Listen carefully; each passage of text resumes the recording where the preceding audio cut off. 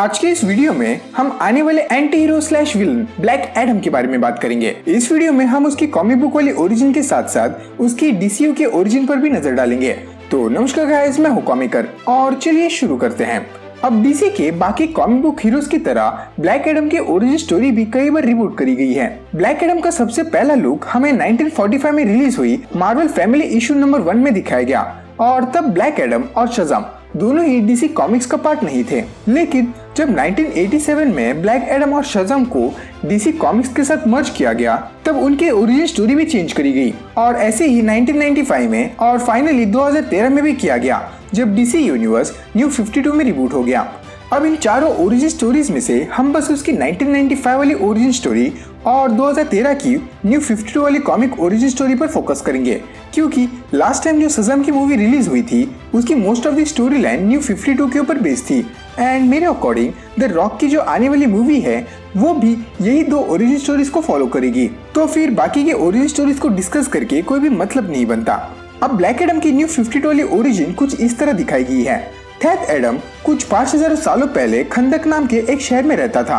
खंदक Egypt में बसी एक ऐसी सिटी थी जहां बड़े बड़े जादूगर रहा करते थे, लेकिन शहर में बढ़ते वायलेंस और मारामारी के कारण सारे जादूगर उस शहर को छोड़कर चले जाते हैं, जिसके बाद आईबैक और उसके गुंडों की टोली उस पूरे सिटी पर कब्जा कर लेते हैं और खंदक के लोगों को अपना गुलाम बना लेते हैं। अब इन्हीं गुलामों में अमन नाम का एक छोटा लड़का होता है जो इनकी कैद में होता है। वो लोग उसे बाकी गुलामों की तरह बहुत ही बुरी तरीके से मारते और पीटते हैं, लेकिन एक दिन एक आदमी अमन को बचा लेता है एंड अमन उस आदमी को पहचान लेता है।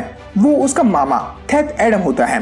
थेथ उसे बताता है कि उसकी माँ और बाप अब इस दुनिया में नहीं है और वही अब उसका परिवार है एंड तभी वहाँ बाकी के गार्ड्स आ जाते हैं जो थेथ और अमन पर हमला करने जाते हैं। लेकिन थेथ अमन को वहां से भागने के लिए कहता है, पर अमन इससे इनकार करता है एंड अपने मामा को कंधा देते हुए वो वहां से भागने की कोशिश करते हैं। अब जब अमन वहां से भाग रहा होता है तो वहां पर एक जोरदार बिजली कड़कती है जिससे कि वो दोनों एक अनजान जगह टेलीपोर्ट हो जाते हैं। अब जैसे ही अमन को होश आ जाता है वो अपने सामने कुछ लोगों को बैठा हुआ देखता है। अब इन्हीं लोगों में से एक बूढ़ा आदमी अमन से कहता है कि वो लोग यहाँ रॉक ऑफ इटर्निटी में हैं। अब रॉक ऑफ इटर्निटी बेसिकली एक ऐसी जगह है जहाँ सारे जादूगर रहते हैं एंड इसे हमने पिछले वाले शज़ाम मूवी में भी देखा था।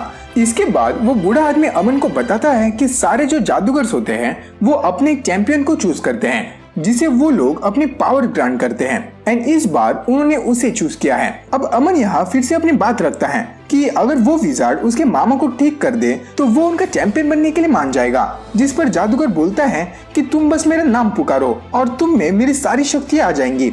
जिसके बाद अमन और थेथ दोनों ही जोर से उसका नाम चिल्लाते हैं, शज़ाम, और दोनों के पास उसकी पावर्स आ जाती हैं और दोनों ही जन जैसे पहले कंदक से रॉक ऑफ इटर्निटी में टेलीपोर्ट हुए थे वैसे ही शज़ाम का नाम बोलते ही वो दोनों कंदक में वापस टेलीपोर्ट हो जाते हैं। अब थेथ एडम आईबैक की गुलामी से इतना थक चुका होता है कि वो अमन से कहता है कि अब वो दोनों मिलकर आईबैक और उसके आदमियों को मारकर कंदक को आजाद कर सकते हैं, लेकिन अमन नहीं मानता। वो उसके मामा को समझाता है कि इंसानों को मारकर इंसानों की मदद नहीं करी जा सकती और आई गेस अमन की इसी अच्छाई को देखते हुए विजार्ड शज़ाम ने अमन को चूज किया था। पर अब अमन के साथ उसके मामा के पास भी शज़ाम की पावर होती है जिसे विजार्ड ने अमन की तरह टेस्ट नहीं किया होता, जिसकी वजह से जब अमन उसे समझाता है कि खून खराबे से कुछ भी हासिल नहीं किया जा सकता तो थेथ अमन को भी जान से मार देता है, क्योंकि उसका अल्टीमेट गोल खंदक को आजाद करना होता है एंड उसे ये बात पता थी कि अमन के रहते हुए वो ये कभी नहीं कर सकता और अमन वो उसे करने भी नहीं देता एंड अमन को मारने के बाद थेथ एडम बन जाता है दी ब्लैक एडम। अब इसी के साथ मैं इसके आगे 1995 वाली ओरिजिन स्टोरी को ऐड करूंगा। तो 1995 की ब्लैक एडम की ओरिजिन स्टोरी में विजार्ड शज़ाम की बेटी लेडी ब्लेज विजार्ड शज़ाम को कैद करके ब्लैक एडम को सारी गॉड्स की पावर्स दे देती है एंड उसे बुरे काम करने पर करप्ट कर देती है। लेकिन जैसे ही विजार्ड शज़ाम लेडी ब्लेज के कैद से आजाद हो जाता है तो वो सबसे पहले ब्लैक एडम को ढूंढता है और उसके पावर्स को उससे सेपरेट करके एक एमुलेट में बंद कर देता है, जिसके बाद वो ब्लैक एडम की बॉडी और उस एमुलेट को एक टूम में बंद कर देता है। अब कई हजारों साल गुजर जाते हैं एंड डॉक्टर सिवाना, हाँ यही वाला, ये एक टीम ऑफ आर्कियोलॉजिस्ट और रिसर्चर्स को हायर करता है जिसमें बिली बैटसन की माँ, बाप और थियो एडम होता है। बेसिकली ये लोग फ्यूचर वाले होते हैं। अब इस जर्नी में थियो एडम को ब्लैक एडम की टूम मिलती है, जहाँ 5000 सालों पहले विज़ार्ड शज़ाम ने उसे कैद किया था, जिसके बाद वो खुद को ब्लैक एडम का री-इनकार्नेशन मानने लगता है एंड बिली के बाप और उसकी माँ को मार देता है। अब ब्लैक एडम का ऑफिशियल टीजर जो 2020 में रिलीज हुआ था, उसमें कॉमिक्स न्यू 52 की तरह ओरिजिन स्टोरी होने वाली है, जिसमें 5000 साल पहले कंदक की गुलामी के वक्त थेथ एडम को शज़ाम की पावर्स मिलती है। अब यहाँ गौर करने की बात यह है कि यहाँ द रॉक अपने वॉइस ओवर में कहीं पर भी अमन का जिक्र नहीं करता, और करेगा भी कैसे? अगर उसने अपने खुद के भतीजे को मारा हो तो वो ये बता भी नहीं सकता, लेकिन वो ये जरूर कहता है I did what needed to be done, जिसका मतलब ये भी हो सकता है कि कंदक को बचाने के लिए जैसे उसने कॉमिक्स में अपने भतीजे को मारा था, वैसे ही मे भी उसने यहाँ पर भी अमन को मारा हो, जिसके बाद वो खंदक को अपने खून खराबे के मींस से आजाद करा देता है, जिसकी वजह से उसे वहाँ के लोग अपना मसीहा मानने लगते हैं। पर उसकी इस ब्रूटैलिटी के लिए विज़ार्ड शज़ाम उसे इम्प्रिजन कर देता है। अब जैसे ही उसका इम्प्रिजन वाला डायलॉग खत्म हो जाता है, वैसे ही हमें ब्लैक एडम स्पेस में दिखाया जाता है, जहां उसके पास एक पर्पल कलर का क्रिस्टल आता है।